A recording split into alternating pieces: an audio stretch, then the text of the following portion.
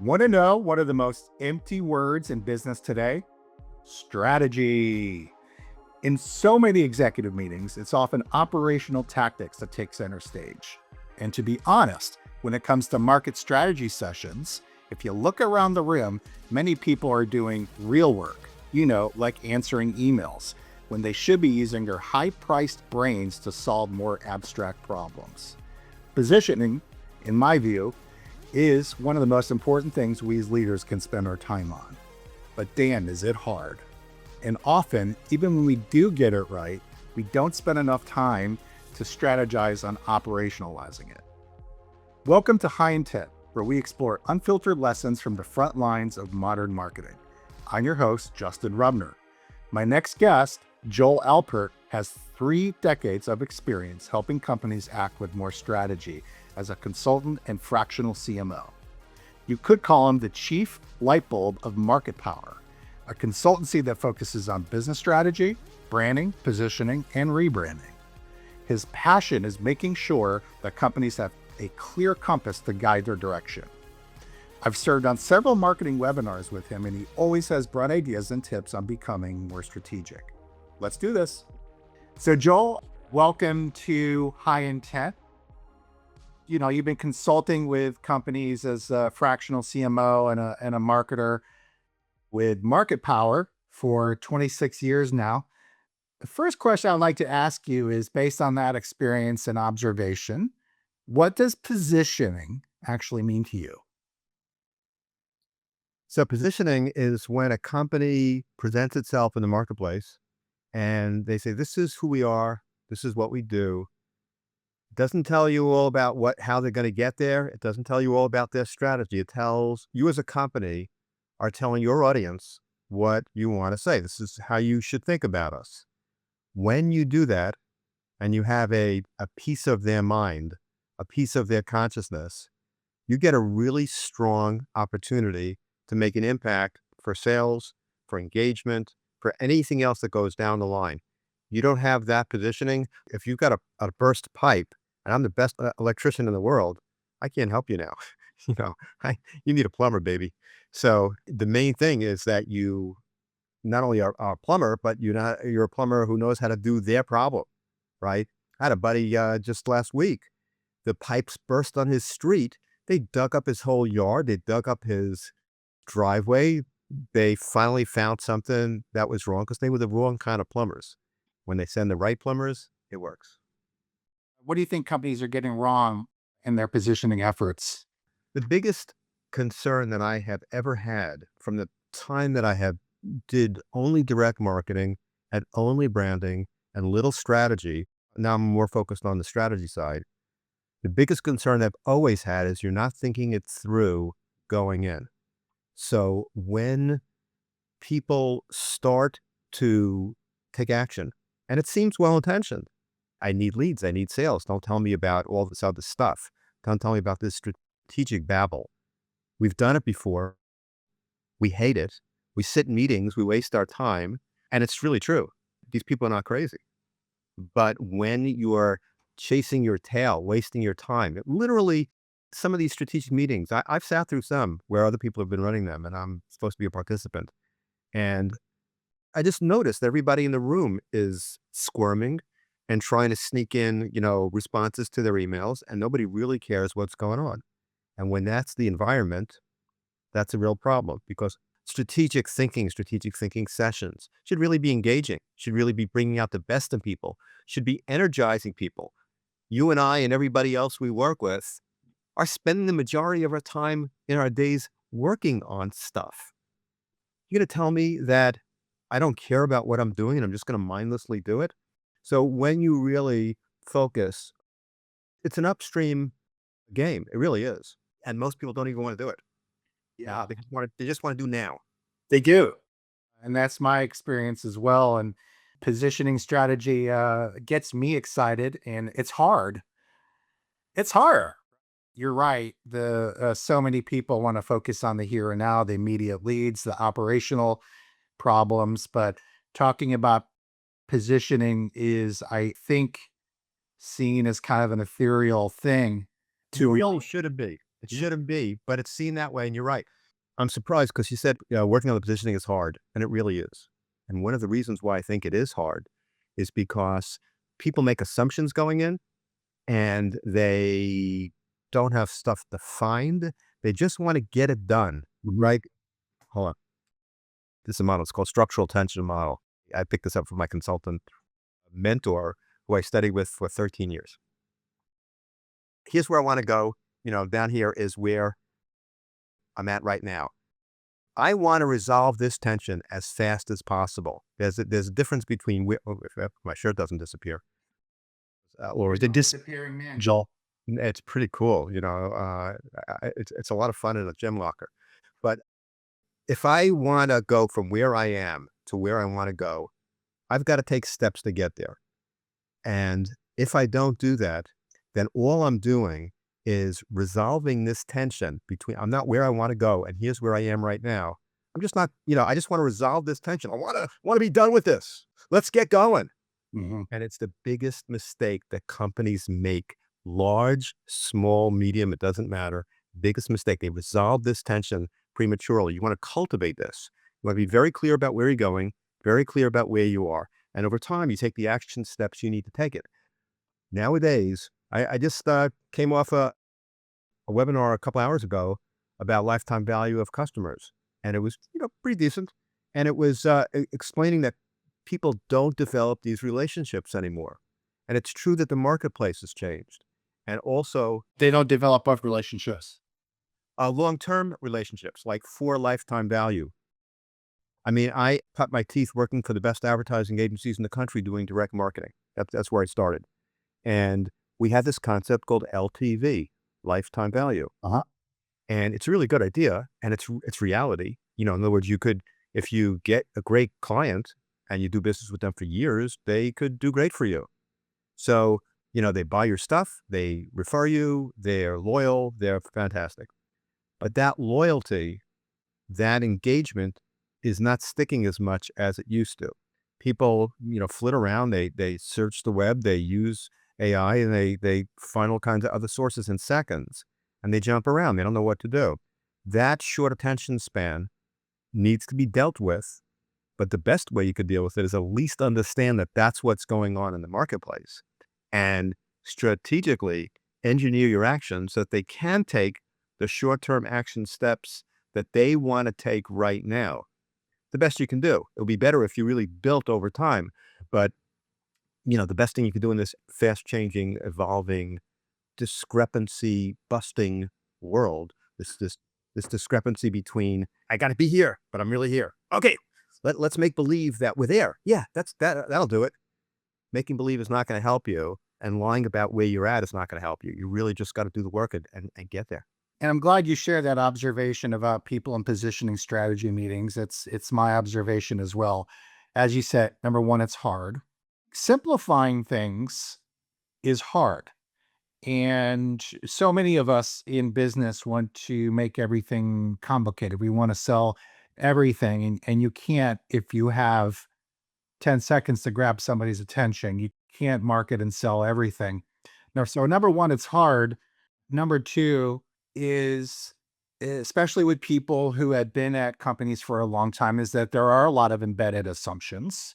Yeah. And some of those embedded assumptions were wrong from the get-go, potentially, or have grown wrong due to evolution of the market and customers and technology.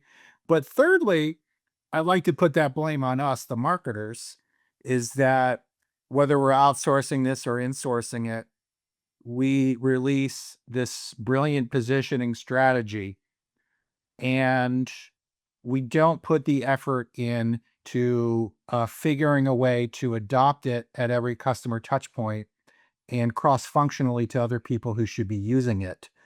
So that's my observation, at least. In other words, you're saying, Justin, that we don't just take the stand for what we need to do. Yeah, we don't do enough with it. It should be a living document, and it should be a blueprint for all of our customer interactions and prospect interactions. However, I find that a lot of the time we don't spend the effort of deploying it tactically. I agree. And you talked about internal and external, and whether it is internally or externally driven, A lot of times people who have these assumptions for a long time, they're used to doing things the same way, are arsonists who later play the role of firefighter. They start the damn fire and they know how to put it out because they're working with all these assumptions and they're working in their narrow mindset. And that's really a shame because the marketplace really evolves. Your products and services, like you said, you haven't looked at it for a long time. Your product and services evolve. Your positioning could evolve with the market. It should, right? People aren't doing it, or they're just taking a half-assed way to do it. You can't position by having just a new hero image on your website. You really got to think about what you're doing. And of course, you want to have a great hero image on your website, yes, but that's not the end all. The end all is really thinking through, what does the marketplace really need? What do we offer? How do we make it obvious that when I come to you with my stuff, you say, I want it? Great. That's what marketing is supposed to do. And it's supposed to be closed by sales. When we do that, we win. When we don't do that, we haven't really thought through it's so basic. I mean, like, are you kidding me? And we're not doing it, or so many companies aren't doing it. And if they're doing it a little, they're not doing it as well as they could. Yes, agreed. How would you recommend that a marketing team actually deploy the brilliant positioning that we all came up with in real life? Like, how do we actually transfer that to messaging, right? Messaging is different than positioning. How do we put that in the messaging? How do we put that in front of every customer touch point? And how do we get other people in the company to adopt this in their DNA? So that's really important. And that's part of where the rubber meets the road, right? So strategy without tactics is a waste, and tactics without strategy is a waste. Yes. Yes. So make them work, for crying out loud. So I just touch on three things really quick that the way strategy transfers, and I'll give you an example. Strategy could be really good brand strategy and a good presentation that you haven't done before, and it's better than your competitors, and you're doing great. So it could be in a really strong brand. It could be in the way you reach out tactically, even though that, I mean, I'm talking strategic. It's like I work with a small landscaping company that has killed in the marketplace by focusing on the right products and services. That's strategic. But tactically, I get after this guy all the time and I say, I haven't seen your posts in a day. I want them every day. Social posts. Yeah. Yeah. We're out here working in your neighborhood. That's great. I mean, people can relate to that. But the most impact that I think strategic thinking happens when it gets transferred to tactical actions. I think it happens when you are adjusting combination of your products and services and your presentation of them. So what is a product and service? Why would even product and service be related to your strategy or your branding? I mean, it's a product and service. You've got your company branding, you got your company strategy. Why would this be related? And the answer is when you're thinking strategically, you're adjusting your products and services to really meet the needs of the marketplace. It's not just ephemeral bullshit. It's really down to earth, really important, straightforward stuff. I said I'd give an example. So here's a good example, I think. I worked with a company that maintains restaurant equipment, and it's a very incestuous business because the guy who has a grill that breaks down could call his local guy. A guy who has his grill breakdown could call a supplier and get a new product and service.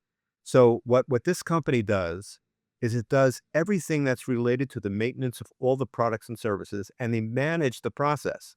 So let's say I'm a restaurant manager and my grill breaks down or my ice making machine breaks down.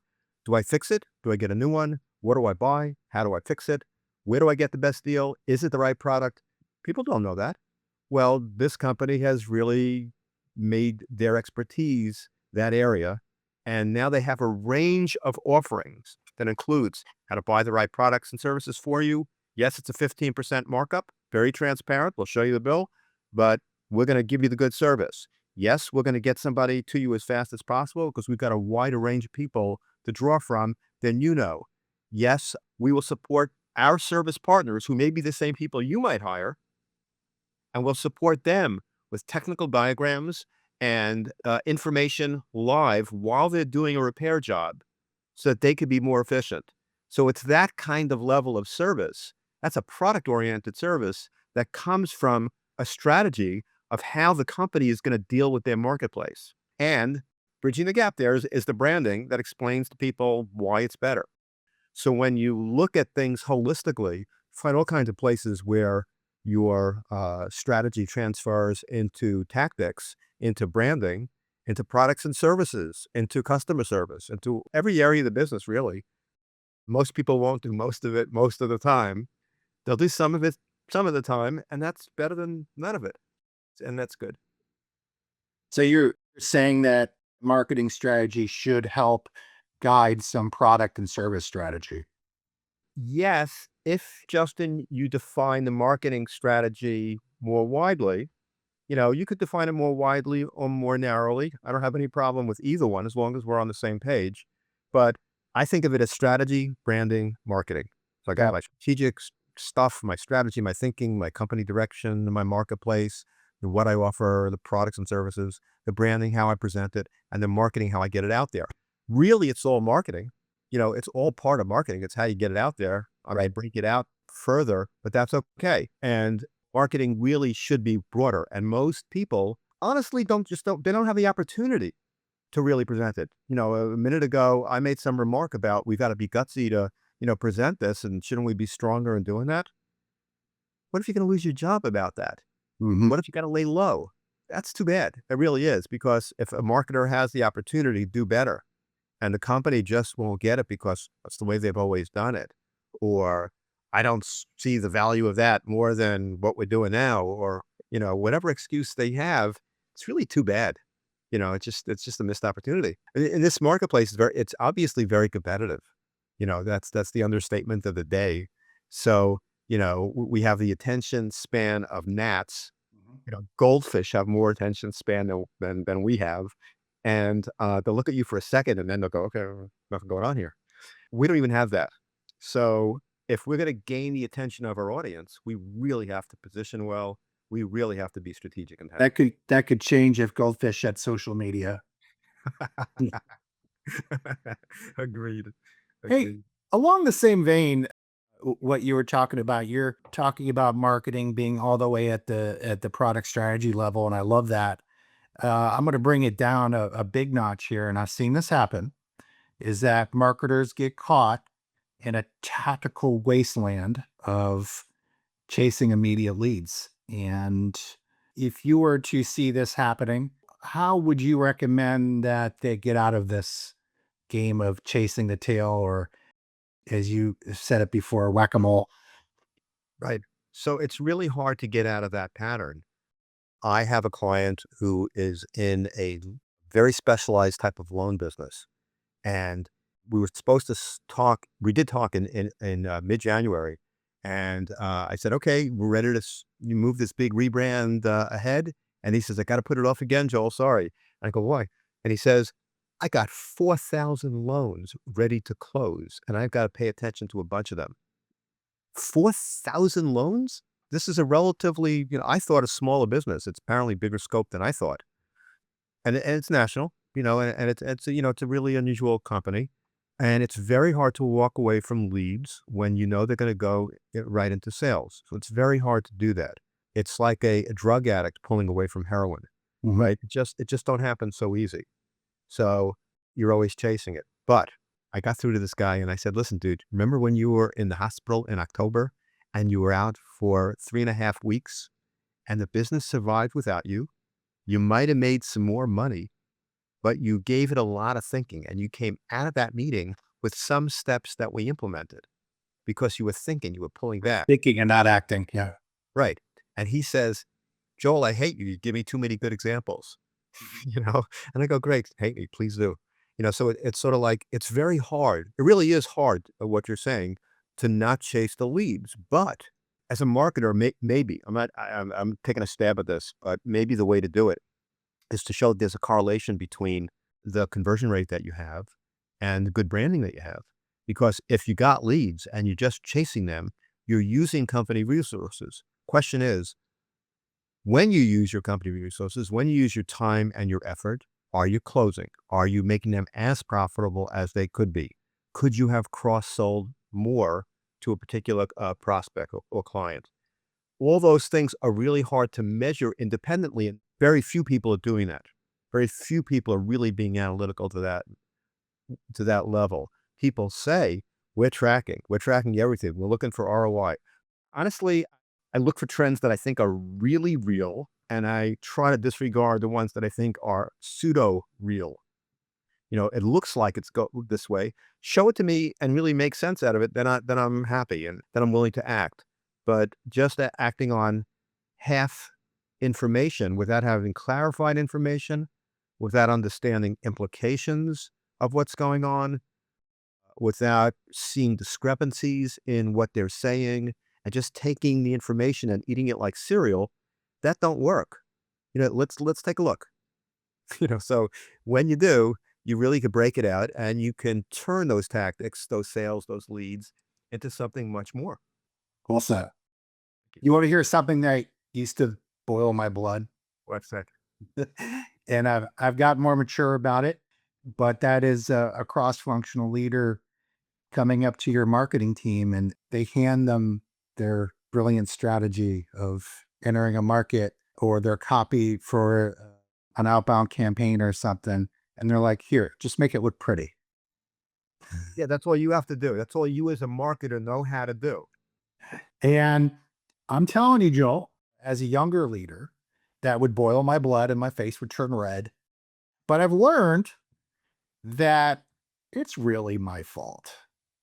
If people are coming to you and they think that that's what your smart team is only capable of, I feel like that's our fault, right? And we are professional communicators, and we need to be better at telling our stories about how our strategy aligns with growth, much, much better, and stop using marketing speak and seeing us more as window dressing, so to speak. So I make it a point to, and I don't always do it well, but making sure that you're advocating and telling the story, not just telling, but showing, right? I feel like we need to, we're kind of bad at this, in my opinion. Do you agree with that? Yes and no. I have been bad at it. I mea culpa, but I'm usually not.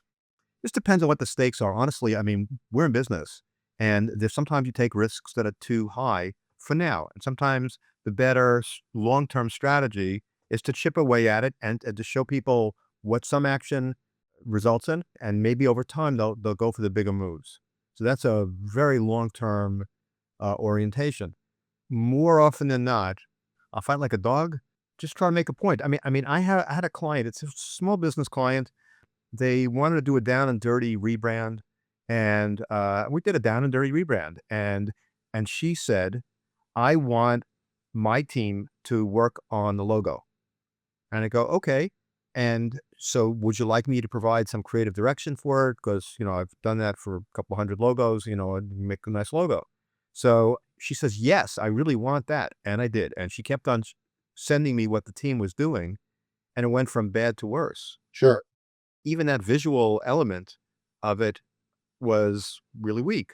And she's got a great business, and it lends itself to a good logo. It's a dynamic name. I don't want to say it now because I don't like the logo.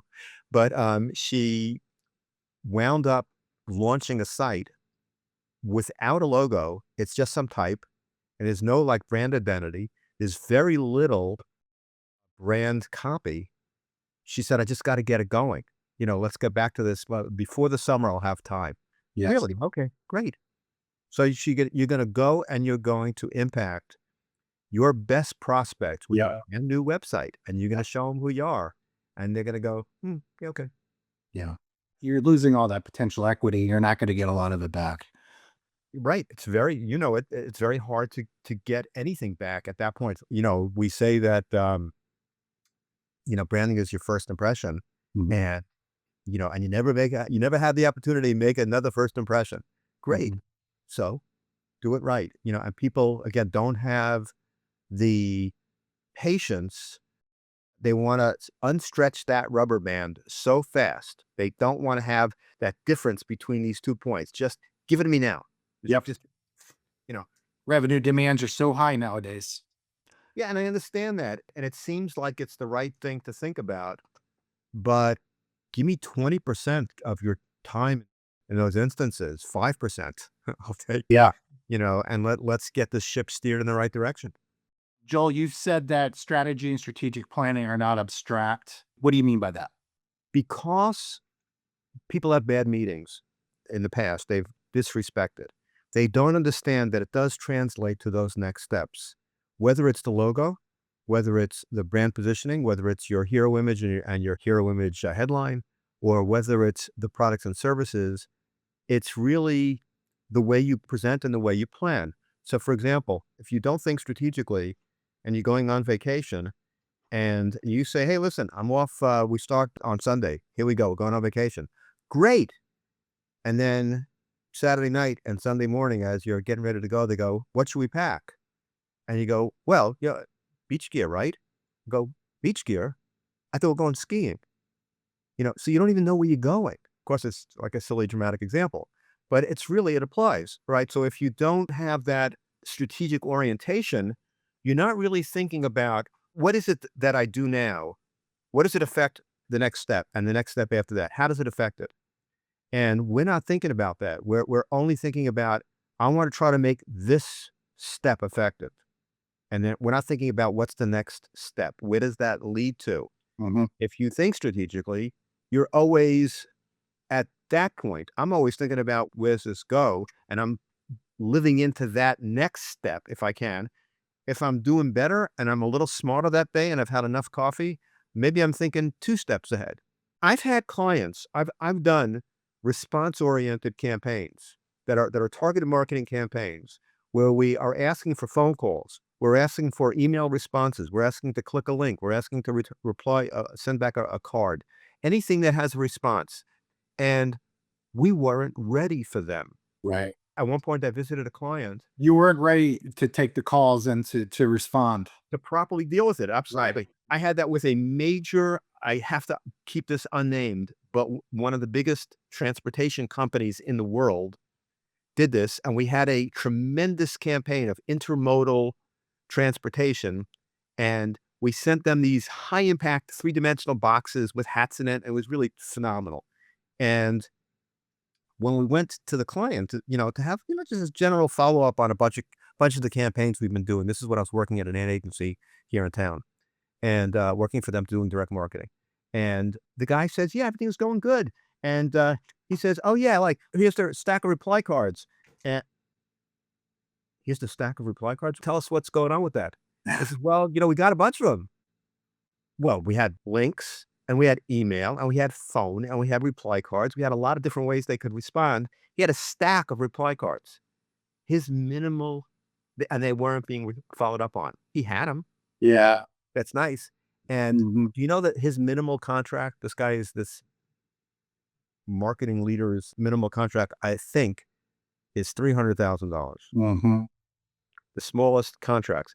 They ship a lot of stuff all over the world, all over the country, all over the world. And I thought I was gonna cry. Right. I don't cry often, but, it was just so sad to see that such a bad. All that beautiful creative work disappeared into ether.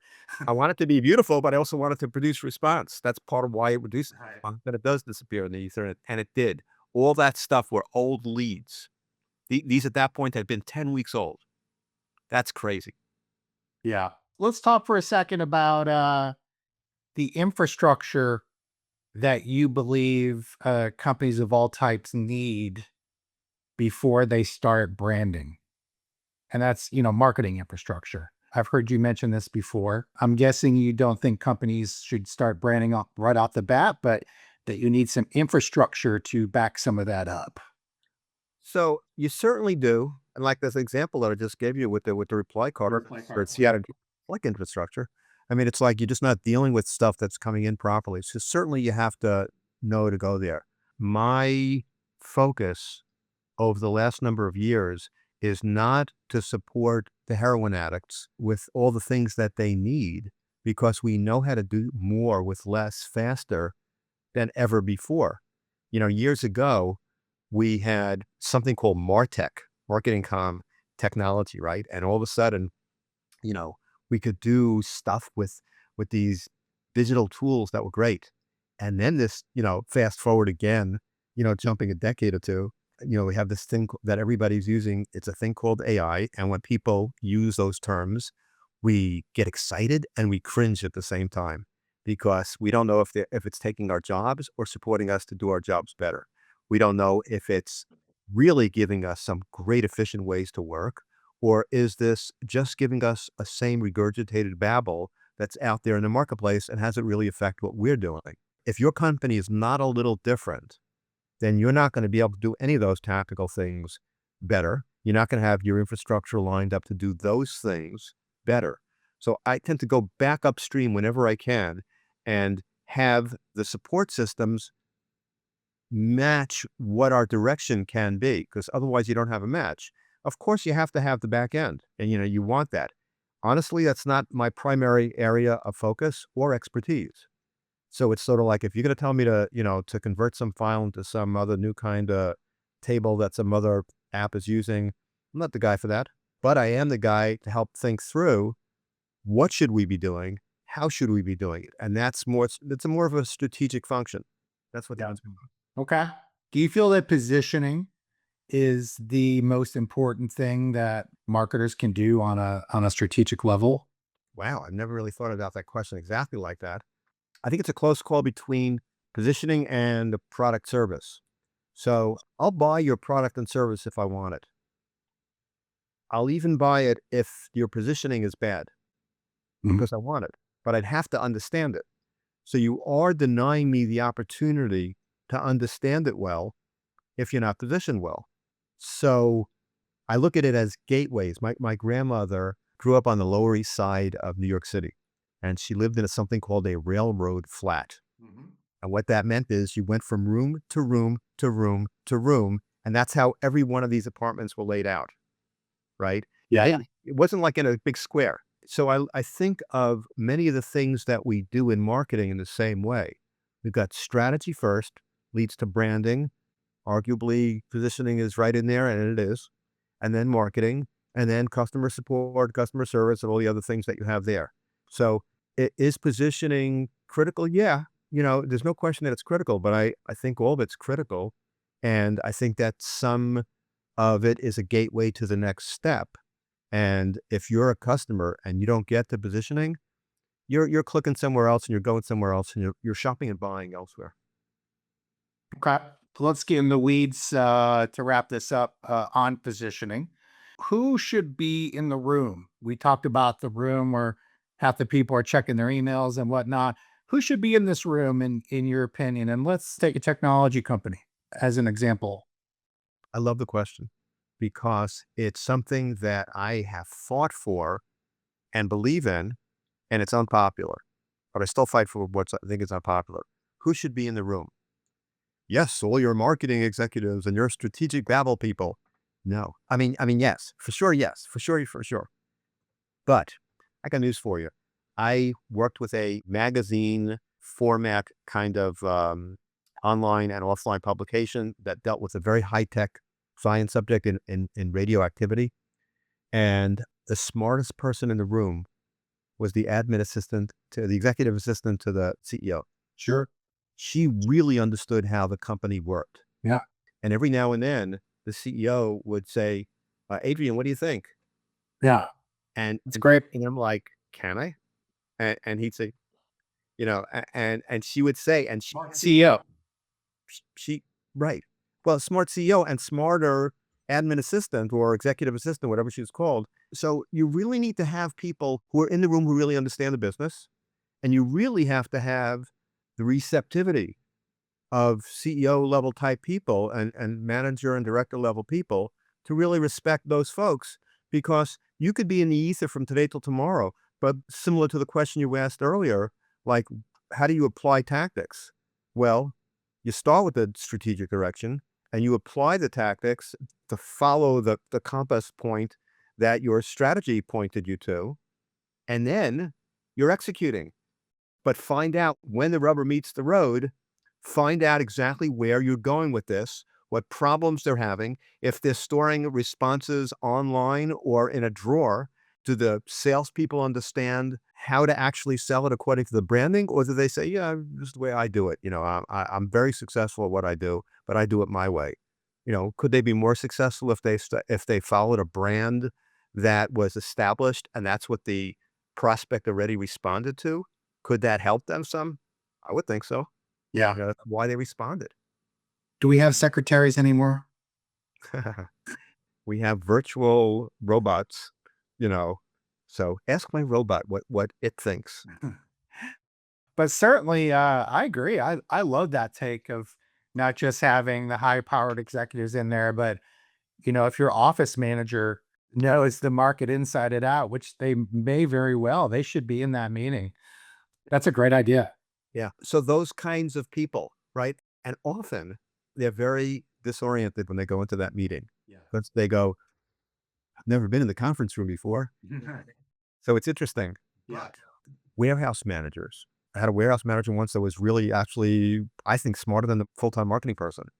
So it's sort of like find people who really understand the business. And I don't care what category they're in, That's great. they're going to help. Yeah. What are the essential elements of a positioning framework for you? So I'll mention them, but I'll have a caveat. You want to be able to be very clear about who's your audience, what do they want, what do you want as a company, where do you want your growth to be, where do you find a match? Questions like that are critical, strategic questions for positioning. But like I said before, a lot of times people come into these meetings and they say, well, this is what we know about the market, and this is what we know about our company, and this is how our customers buy.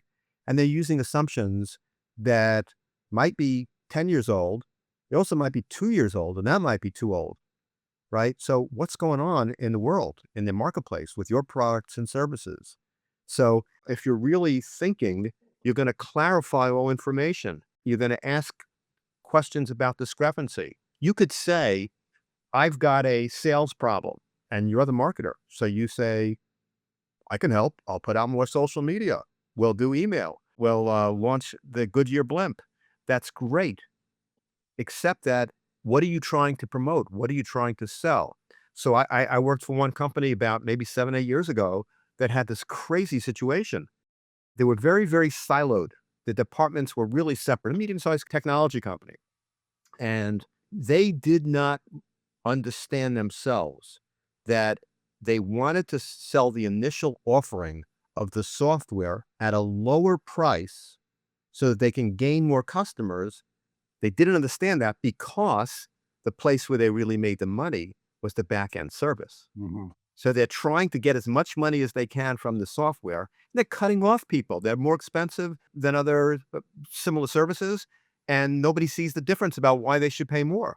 The branding, it wasn't strong. The price was too high.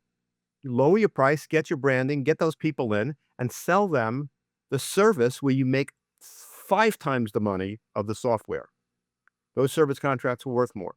So, when you think it through, when you think about where it's going, and you think about what your positioning is designed to do and how it should transfer into tactics, then you get your game on and you really start to think, holistically. And that's where engagement is. That's where the money is. That's where the satisfaction of reaching your marketplace with your product or service. Parting wisdom for businesses and marketers who are looking to be more strategic. Don't believe everybody who says they're strategic. That very carefully. I've spoken to so many people. I hear so many conversations that we did branding, we did strategy, none of that was done. A new logo and a new website color strategy is not a strategy. Sure. You really got to think about, what are you actually talking about? Are you actually doing the work? Most companies don't even know what's available in that kind of thinking. I know for me, I didn't know either. I was doing targeted marketing. I was working for big agencies. I was doing good stuff. But I discovered this guy who I studied with for many years, and he taught me a whole framework for thinking. I don't use it every time. I don't use it all the time, but it's part of my arsenal, and it's an essential part of my thinking, where I'm trying to think holistically. I'm trying to think about where this goes. All that background really helps companies focus what they're doing. So it's very hard to get real good strategy. There are people out there who do good stuff, but they're relatively few and far between. Sure. And you got to pick them right. I agree. And the name of that framework? I do what's called structural dynamics consulting, or structural consulting. And my mentor is a guy named Robert Fritz. And he wrote a book called The Path of Least Resistance for Managers, which I think is the best business book that's ever been. I've been recommended that book multiple times in my life. That's fantastic. Yeah. It really puts across many of his principles. And I studied with this guy for 13 years. And I would go up to Vermont 3 times a year, spend a week at a time, 12, 16 hours a day doing this stuff. And it was insane. I would come home exhausted and very happy. Yeah. It was for sure boot camp. They would have CEOs fly in on their private planes in Brattleboro, Vermont, and they touch down. We'd pick them up. We'd send somebody from our team to go pick them up by car. It's a 15-minute drive. They sit down, give them a cup of coffee. They talk to us for an hour. We give them feedback, and they walk out going, whoa, that's really interesting. I never thought about that. And you getting an array of consultants in training doing this stuff. That was great training. So that's the kind of work that I did with this guy, Robert Fritz. I think he got more on the ball in the consulting world than anybody I've met. So, that's why I decided to buy into his process. Joel, I will check out that book for sure, because this is probably the 3rd time I've heard that. Good. Well, you could be reached at marketpoweronline.com. And Joel, I really appreciate you being on High Intent. It's a pleasure talking with you about it. This is real stuff that we're going through in the real world right now, and it's great to talk with you about it. Great. Take care.